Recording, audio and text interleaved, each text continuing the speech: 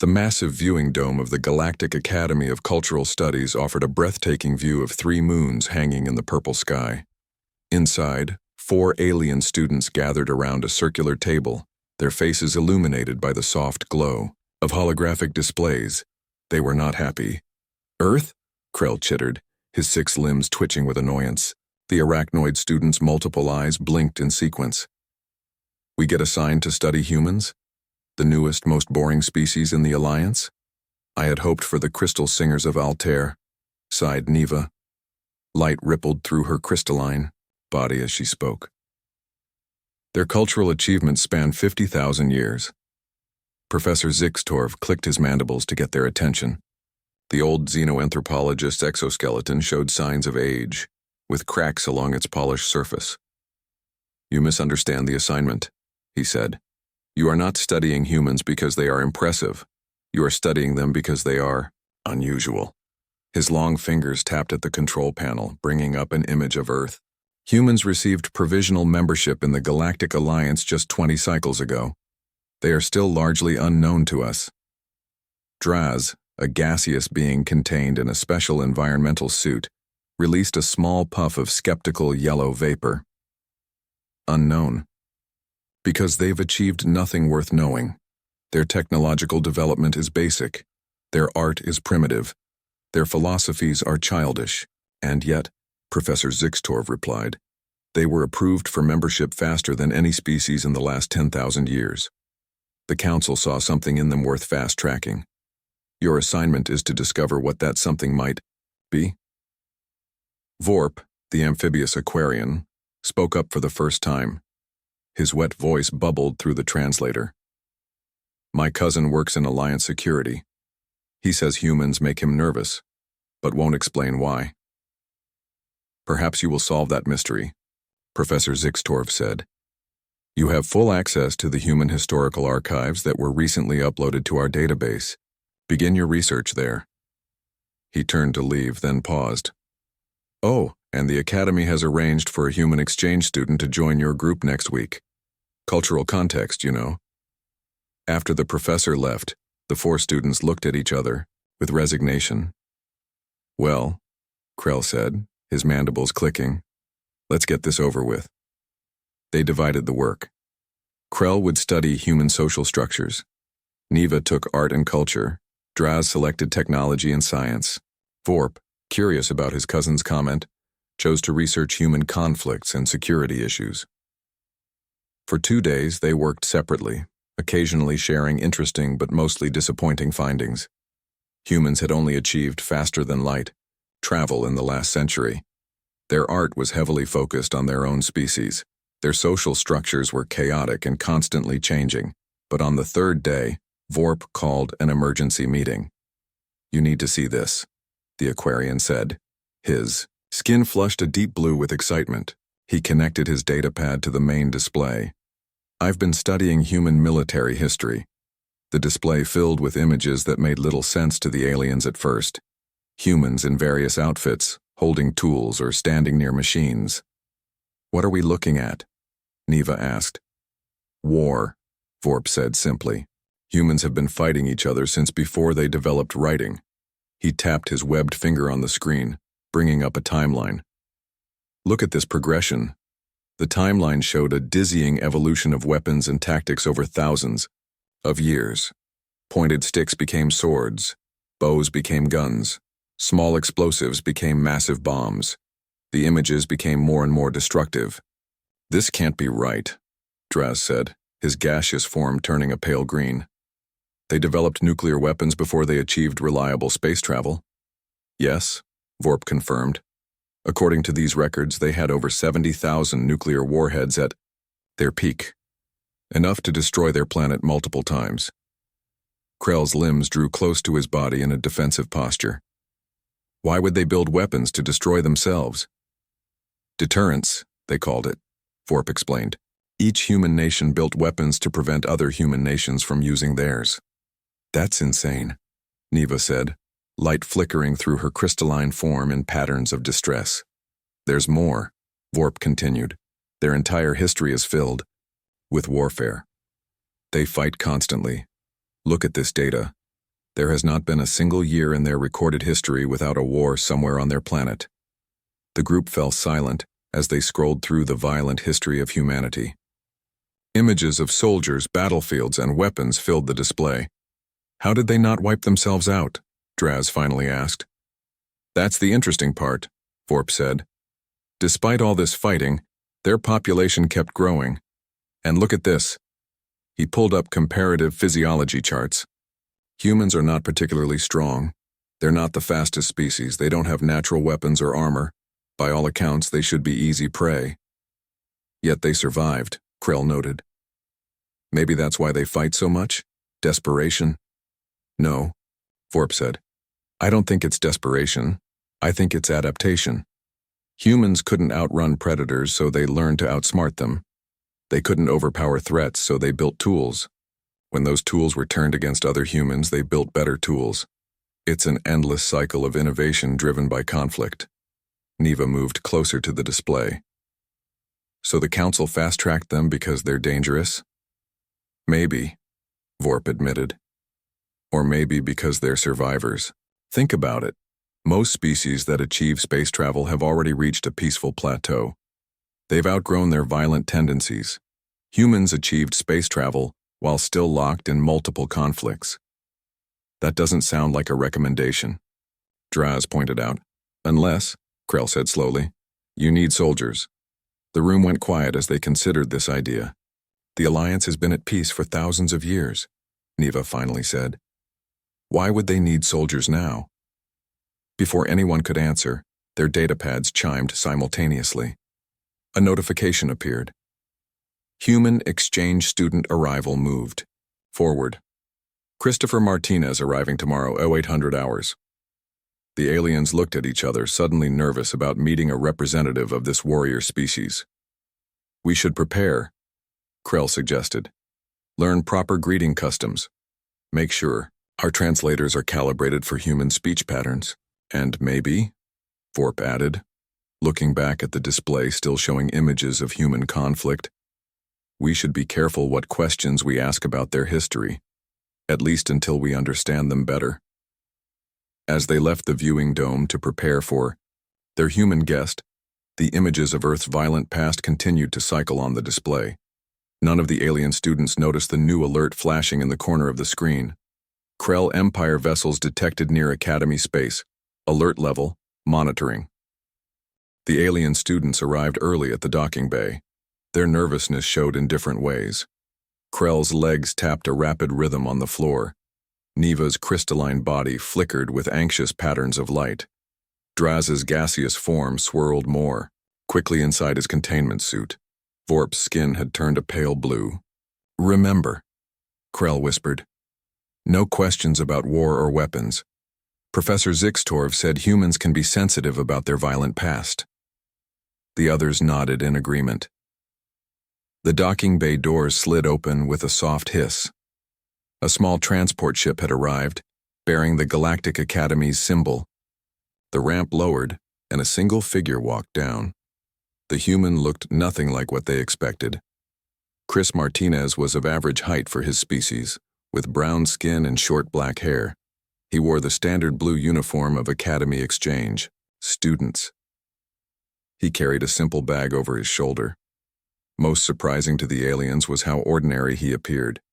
No visible weapons, no battle scars, no sign of the fierce warrior they had feared.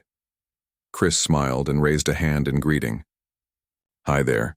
I'm Chris Martinez, Earth's exchange student. You must be my research group. The aliens introduced themselves one by one, carefully using the human greeting customs they had studied. Chris showed no sign of the aggression they had worried about. Instead, he seemed friendly but a bit reserved. Welcome to the Academy, Neva said. We've been studying your species in preparation for your arrival. That's great, Chris replied. I'm here to help with cultural context. I know humans are still new to the Alliance, and there's a lot of curiosity about us. They escorted Chris to his quarters, a room adapted for human environmental needs. After he settled in, they gathered in their assigned research lab. An awkward silence fell over the group. Finally, Draz spoke up. What made you decide to join the exchange program? Chris, sat back in his chair, which had been specially designed for human posture. I served in the Marines back on Earth. After my service ended, I joined the Diplomatic Corps. They're training people to represent humanity throughout the galaxy. This exchange program seemed like a good opportunity. The aliens exchanged glances. At the mention of Marines. What is Marines? Vorp asked carefully.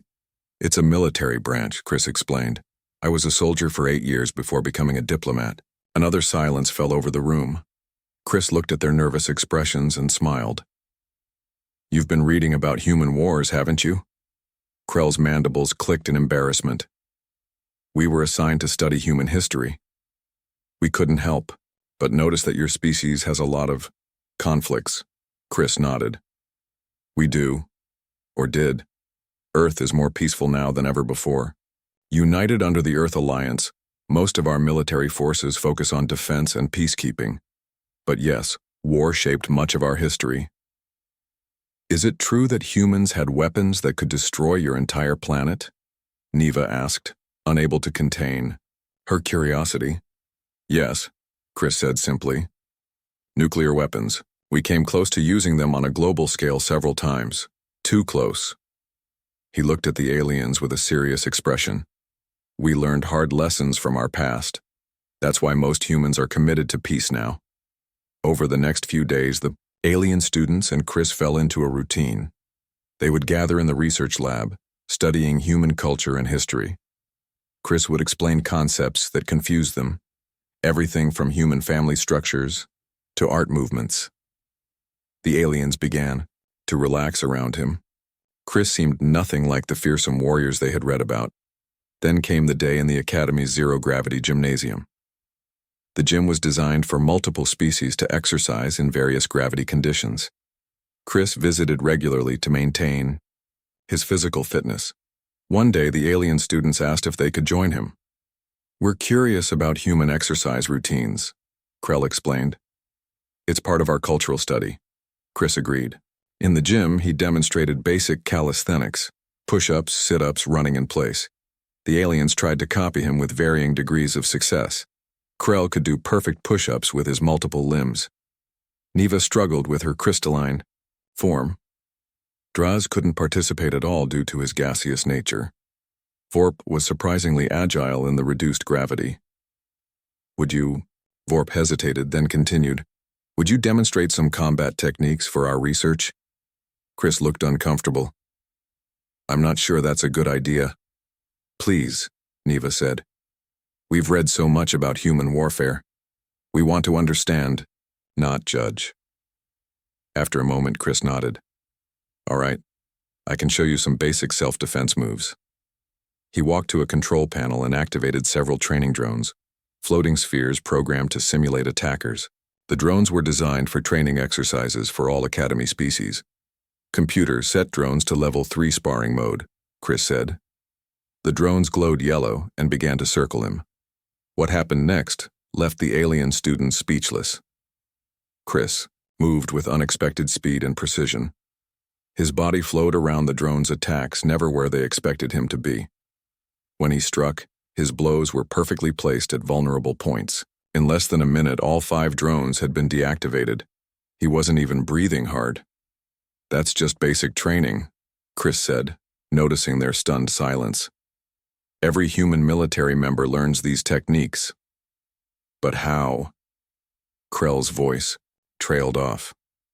The drones were set for level 3. That's designed for advanced security trainees. Chris shrugged. Humans are adaptable. We've spent thousands of years perfecting the art of combat.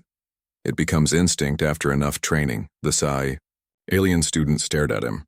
This was the human warrior they had feared, efficient, precise, deadly. Yet this same human had spent days patiently explaining Earth poetry to them. Are all humans capable of fighting like that? Draz asked. No, Chris said. Most civilians have no combat training. Some choose to learn self-defense, but military members receive the most intensive training. How many humans serve in your military? Vorp asked. Earth Alliance armed forces number about 20 million active personnel, Chris replied. Less than 1% of our population. The aliens tried to imagine what a force of 20 million trained human fighters would look like. The thought was terrifying. That night, as they discussed the day's events in their shared common room, an alert sounded throughout the academy. A calm, artificial voice spoke over the speakers. Attention all students and faculty.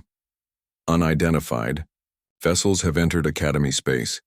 Security protocols have been activated. Please remain in your current locations until further notice. Krell accessed the Academy's information network on his datapad. It says they're Krell Empire ships, he said, his voice shaking slightly. The Krell Empire, despite sharing a name with Krell's species, was unrelated to him, a militant empire from the far side of the galaxy. What do they want? Neva asked. The report doesn't say, Krell replied. But the Krell Empire has been expanding aggressively in recent years. They don't usually approach Alliance territory, though. The door to their common room slid open and Chris entered. His face looked different, focused, serious, alert. Are you all okay? He asked. They nodded, still processing the alert. Good, Chris said. I've been speaking with some other human. Exchange students. We think we should prepare just in case. Prepare for what? Draz asked. For trouble, Chris answered. The Krell Empire doesn't make social calls. The Academy's emergency lights bathed the hallways in a soft blue glow. Students from dozens of species hurried in all directions, some frightened, others merely curious. Academy security officers, mostly tall Centaurians with 4 arms, tried to maintain order. In the alien students' common room, Chris paced back and forth. His casual demeanor had vanished. In its place was something the aliens had not seen before, a soldier assessing a tactical situation. The alert says to stay where we are, Neva pointed out. Shouldn't we follow instructions? Yes, Chris agreed. For now. But we should be prepared to move if necessary. He pulled out his datapad. I've been messaging the other human exchange students. There are 5 of us total at the Academy. What do they say? Krell asked. They're concerned, Chris replied. The Krell Empire has a reputation. They don't usually approach Alliance space unless they want something. Vorp's skin had turned a deep blue with worry. What could they want? Here? This is just a school. Chris looked thoughtful. Information, maybe. The Academy database contains cultural and biological data on every Alliance species. He paused, including humans. The room went silent as they considered this. Our research, Draz said suddenly. We've been accessing the human military archives for days. The Academy logs all database queries. Chris nodded grimly. They might have detected our interest in human warfare. If they've intercepted Academy transmissions, they could know about Earth's location now. A new alert sounded, louder and more urgent than before. The artificial voice returned, no longer calm. Emergency protocol initiated. Krell Empire vessels have deployed boarding craft. All students and faculty proceed to emergency shelters immediately. This is not a drill. The alien students froze in fear. Chris moved to the door and checked the corridor outside. The nearest shelter is 2 levels down, he said. We need to move now. They hurried into the hallway, joining streams of other students heading toward the emergency lifts. Suddenly, a deafening explosion shook the entire structure. The lights flickered. Screams echoed from the direction of the main docking bay. They're already inside, Chris muttered. He changed direction, pulling the alien students with him. This way. We need to find somewhere defensible. But the shelters, Neva began. Will be the first place they look, Chris finished. Trust me on this. Military Tactics 101. Control the population by controlling the gathering points. He led them down a service corridor and into their research laboratory. The lab had thick walls and only one entrance. Chris sealed the door behind them. What do we do now? Krell asked, his voice shaking. Chris didn't answer immediately. He was busy at the main computer terminal, fingers flying over the controls. First information. We need to know what we're dealing with. He hacked into the Academy's security feed with surprising skill. The screens filled with images from around the station. Krell Empire soldiers, Hulking bipeds with heavy armor and energy weapons moved through the hallways in precision formations. How many? Vorp asked. I count at least 40, maybe more, Chris replied. They're heading for the central database in the shelters, just as I thought. We should surrender, Draz suggested, his gaseous form turning pale yellow with fear. The Academy is not a military installation. We have no weapons, no defenses. We might not need conventional weapons, Chris said. He turned to face the aliens. I need you to tell me everything you know about Krell Empire physiology and tactics. Everything. The aliens exchanged glances. They evolved on a high-gravity world, Krell offered. Their exoskeletons are nearly impenetrable to physical damage. But, Vorp added, they're sensitive to high-frequency sounds. Their auditory canals are large and unprotected, an evolutionary remnant from their burrowing ancestors. Their combat doctrine emphasizes overwhelming force, Draz said. They don't adapt well to unexpected situations. Their command structure is strictly hierarchical. Chris nodded, taking in the information. That's good. What else? As the aliens continued providing details, Chris began gathering equipment from around the lab. He took apart a sonic tissue disruptor used in xenobiology research. He modified a holographic projector. He emptied chemicals from various containers and mixed them in precise amounts. What are you doing? Neva asked. Improvising, Chris replied. Humans don't just study war. We study how to use any environment to our advantage. He looked up from his work. Each of you has natural abilities that could be useful. Krell can climb walls with his adhesive limbs. Neva can manipulate light through her crystalline body. Draz can pass through ventilation systems as a gas. Vorp can survive underwater indefinitely. The aliens stared at him in surprise. How do you know all that about us? Krell asked. Chris smiled grimly. I did my research before I came, part of my training. He held up the modified sonic device. Now here's what we're going to do. While Chris outlined his plan, his data pad chimed with incoming messages. He checked it quickly. Good news, he said. The other human exchange students are safe and organizing their own resistance. Sam from engineering has blocked the Krell from accessing the main power grid. Lisa from medical is treating wounded students in a hidden section of the infirmary. Alan from xenobiology is helping a group of younger students hide in the aquatic labs. How are they doing that? Draz asked. They're just students like us. Lisa was a combat medic before she studied medicine, Chris explained. Sam was in the Corps of Engineers. Alan was Special Forces. We're not just random students. We're part of Earth's diplomatic outreach program. Your diplomats are soldiers? Neva asked, light flickering through her crystalline form in patterns of confusion. Some are, Chris replied. Earth wanted people who could handle unexpected situations. Looks like they chose well. He finished modifying the sonic device and stood up. Now I need to connect with the others. We need to coordinate our efforts. He pulled up a schematic of the Academy on the lab's main display. The Krell are here, here, and here, he said, pointing to different sections. They're methodically searching each level. They'll reach us soon. Krell's 6 limbs twitched nervously. What can 4 alien students and 5 humans possibly do against an invasion force?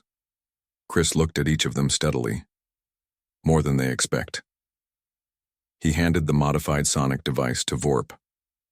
This will emit a frequency that should incapacitate Krell Empire soldiers. It won't kill them, but it will hurt them enough to make them retreat. I thought humans always fought to kill, Draz said. Chris shook his head. We fight to win. Sometimes that means killing. Sometimes it means finding another way. He checked the corridor outside through the lab's security camera. They're coming this way, are you with me? The alien students looked at each other. Fear was still visible in their postures and expressions, but something else had joined it. Determination.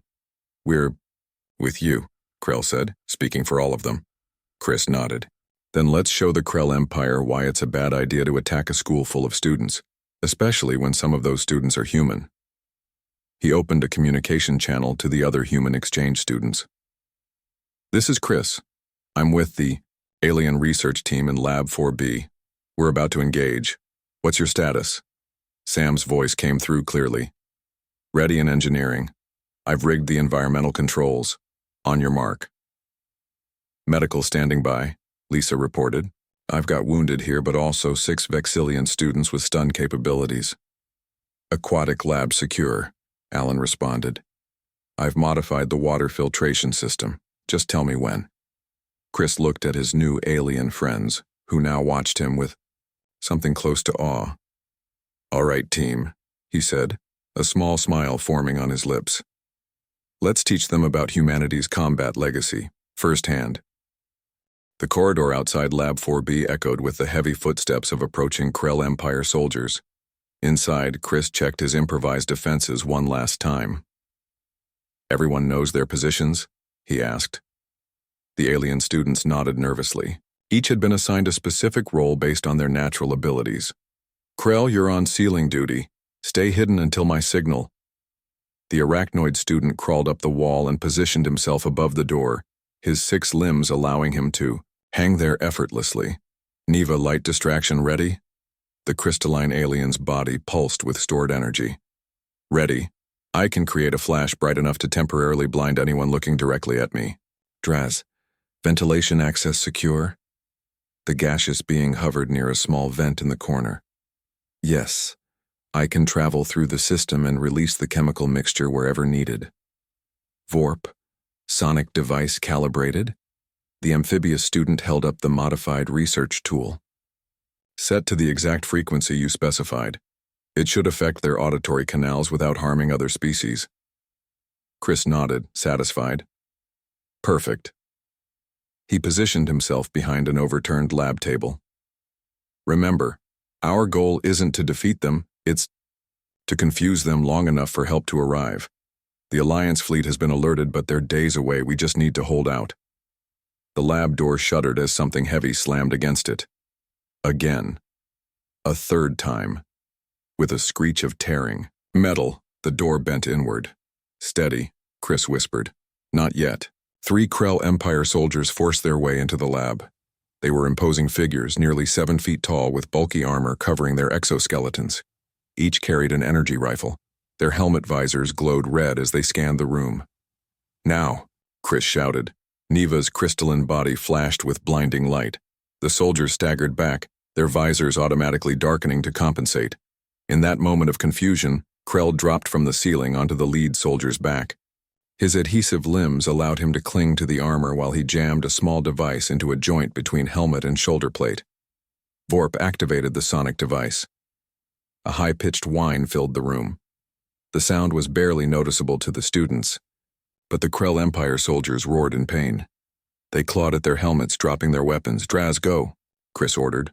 The gaseous alien slipped into the ventilation system, carrying a container of the chemical mixture Chris had prepared.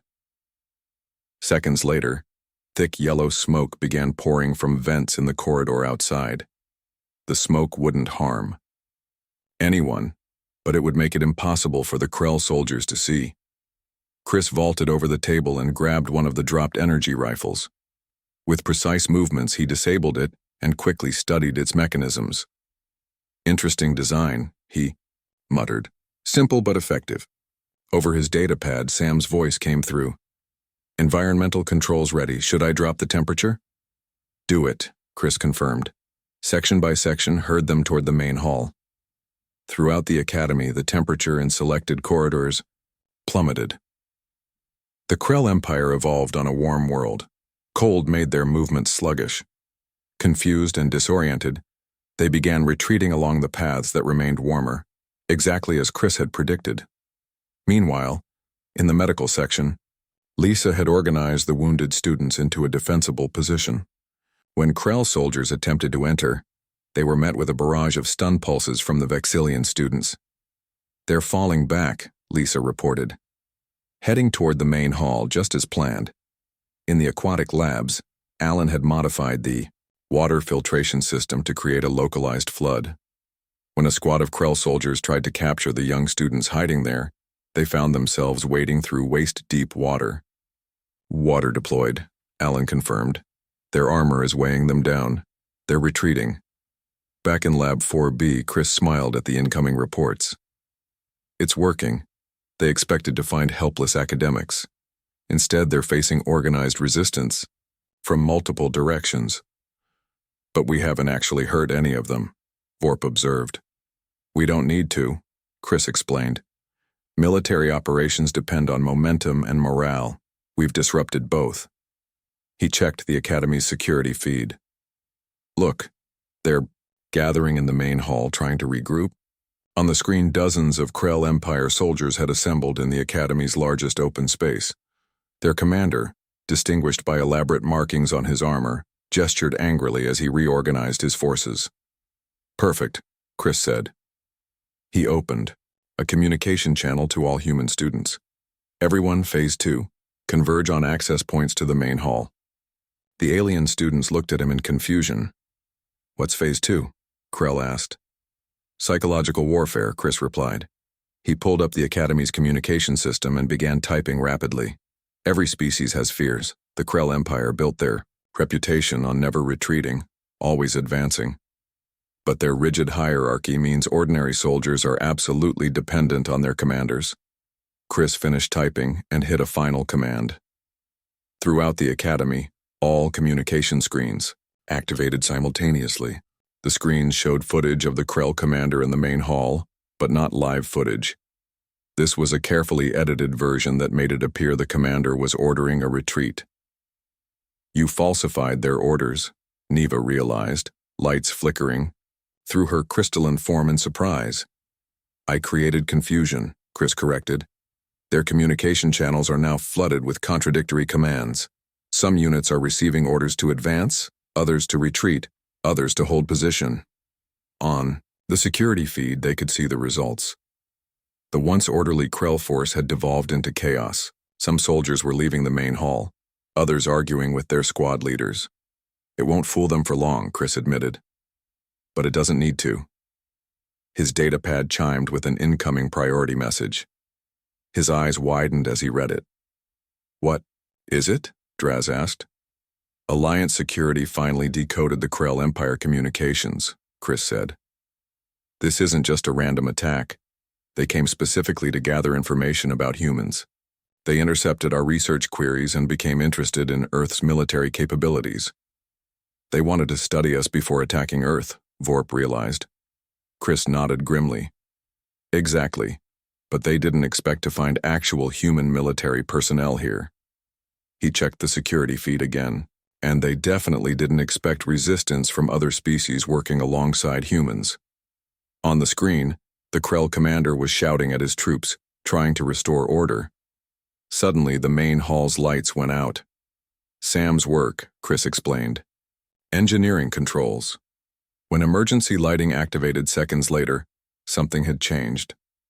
Standing at each entrance to the hall were small groups of students, the humans, each accompanied by allies from various species. Lisa with her Vexillian, medical students. Sam with a team of engineering students holding improvised weapons. Alan with young aquatic species students who projected water barriers. And approaching from the main doors were Academy security forces, finally organized and armed. The Krell commander assessed the situation. His forces still outnumbered the defenders, but they were confused, disoriented, and facing unexpected resistance. After a brief hesitation, he gave an order. The Krell soldiers began retreating toward their boarding craft. In Lab 4B, the alien students watched in amazement. They're leaving, Krell said in disbelief. We actually drove them away. For now, Chris cautioned. They'll be back with a larger force once they report what happened. He looked at each of his alien friends with a serious expression. But next time, the Alliance will be ready. Neva's crystalline form glowed with excitement. You knew they would retreat all along. How? I didn't know, Chris admitted. I hoped. The history of human warfare taught us that superior numbers and technology don't always win battles. Sometimes it's about using the environment, adapting to changing situations, and working together. He smiled slightly. Humans learned those lessons the hard way through thousands of years of conflict. Today, they served us well. 3 days after the Krell Empire attack, the Academy began to return to normal. Repair drones fixed damaged sections. Students resumed classes. The wounded recovered in the medical bay. Alliance security ships now patrolled the space around. The Academy, their presence a visible reminder of how close disaster had come. In a small conference room, Professor Zixtorv sat across from the 4 alien students and Chris. The professor's exoskeleton showed signs of recent repair. He had been injured during the attack but refused to let that delay this meeting. "I've reviewed your preliminary report," the professor said, his voice solemn. "The Academy Board is highly interested in your observations about human combat capabilities." The alien students exchanged glances. During the 3 days since the HFY attack, they had worked tirelessly on their research project, but with a completely different focus than they had originally planned. "We believe our findings have significant implications for the Galactic Alliance," Krell said. His earlier disdain for studying humans had vanished completely. Professor Zixtorv gestured for them to continue. "Please summarize your conclusions." Neva's crystalline form glowed as she spoke. "Initially, we viewed humanity's long history of warfare as a sign of primitive development. We assumed a species that spent so much time fighting itself must be inherently aggressive, possibly even dangerous to the Alliance." "The Krell Empire apparently reached the same conclusion," Draz added. "Our data analysis shows they intercepted our research queries about human military history. They came here specifically to learn about humans before Earth's location became widely known. But they fundamentally misunderstood what they found," Vorp continued. "As did we." The professor leaned forward. "Explain." "Humans didn't evolve combat skills just for destruction," Krell said. "They evolved them for protection." All 6 of his limbs moved in an expressive gesture. During the attack, Chris and the other humans could have escaped. They had the skills to evade capture.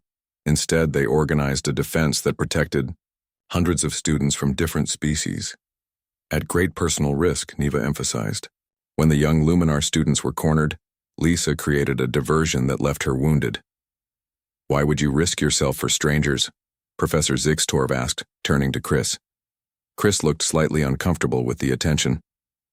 "It's what humans do," he said simply. "We protect our own, and in that moment everyone in the Academy was our own." The professor made a note on his datapad. "Continue." Draz hovered closer to the table. "Our research shows that throughout human history, the same combat skills used in warfare were also used for rescue operations, emergency response, and protection of vulnerable populations. Humanity's unusual evolutionary path created a species that combines high intelligence with physical capabilities optimized for adaptive tool use," Vorp added. "Their bodies evolved not for specialized environments but for adaptability to changing situations. And their minds evolved to work together under pressure," Krell concluded. The 5 human students, who had never trained together, immediately formed an effective unit during the crisis. Professor Zixtorv looked thoughtful. "You believe the Alliance should value these traits?" "We believe the Alliance already does," Neva said. "That's why Earth's membership was fast-tracked. Alliance security must have recognized the potential benefits of having humans as allies, rather than discovering them later as potential rivals." The professor nodded slowly. "The board will want to see your evidence." "We've prepared a presentation," Krell said. He activated the room's display system. The title appeared, "The Evolutionary Advantage of Human Combat Legacy, From Self-Destruction to Galactic Protection." Later that day, the alien students and Chris stood in the Academy's main auditorium. The room was filled beyond capacity. Students and faculty from dozens of species had gathered to hear their presentation. Academy board members sat in the front row. Alliance security officials stood along the walls. As the alien students presented their findings, murmurs spread through the audience. Security footage showed how Chris and the other humans had organized the defense of the Academy. Medical data demonstrated how Lisa had continued treating wounded students despite her own injuries. Engineering logs revealed how Sam had systematically manipulated environmental systems to herd the Krell soldiers away from vulnerable students. When the presentation ended, The audience sat in stunned silence. Then, starting slowly and building to a roar, they applauded. The Academy's director, an ancient chronoid whose time-sensitive perception made him normally appear motionless to other species, rose from his seat and approached the podium. "In my 500 years observing galactic society," the director said, his voice resonating with unusual emotion, "I have never seen such a clear example of how evolutionary paths can lead to unexpected outcomes. What appeared to be a troubling history of violence has produced a species uniquely suited to protective service." He turned to Chris. "The Alliance will be extending a formal invitation to Earth's governments to expand the exchange program tenfold." Chris looked surprised. "That's generous, but why?" "Because the Krell Empire's attack was not an isolated incident," the director explained. "Reports indicate they have captured 3 Alliance outposts near Academy space. Alliance forces are scattered across the galaxy. We find ourselves in need of those with specialized skills." "Soldiers," Chris said. "Protectors," the director corrected. "Beings who can adapt quickly to unexpected situations. Beings who instinctively defend others even at risk to themselves." He gestured to the alien students. "Your friends have helped us understand that humanity's combat legacy is not something to fear, but something to value." 3 months later, new ships arrived at the Academy. These were not the sleek scientific vessels or diplomatic shuttles typical of Alliance traffic. These were Earth vessels, converted military ships now serving as training craft, filled with human volunteers. The alien students watched from the viewing dome as the ships docked. Professor Zixtorv joined them, his exoskeleton now fully repaired. "Your research project received the highest academic honors," he noted. "It has been distributed throughout the Alliance." "We had good material to work with," Krell said, glancing at Chris who stood nearby. "And the Krell Empire?" Neva asked. "They've abandoned their plans to attack Earth," the professor replied. "Alliance intelligence reports indicate they reviewed the Academy incident extensively. They seem to have concluded that humanity would be problematic to confront directly." Chris smiled slightly. "Good." Vorp's skin rippled with blue patterns of curiosity. "What happens now?" "Now," Chris said, "humans will do what we've always done, adapt. For thousands of years, we developed combat skills fighting each other. Now we'll use those same skills to protect our new allies." He looked out at the Earth ships and the alien students who had become his friends. "That's the true legacy of humanity's combat evolution. Not destruction, but protection." As the first groups of human instructors disembarked from their ships, the alien students understood they were witnessing a pivotal moment in galactic history. Humanity's fierce combat legacy had found its true purpose among the stars. The end.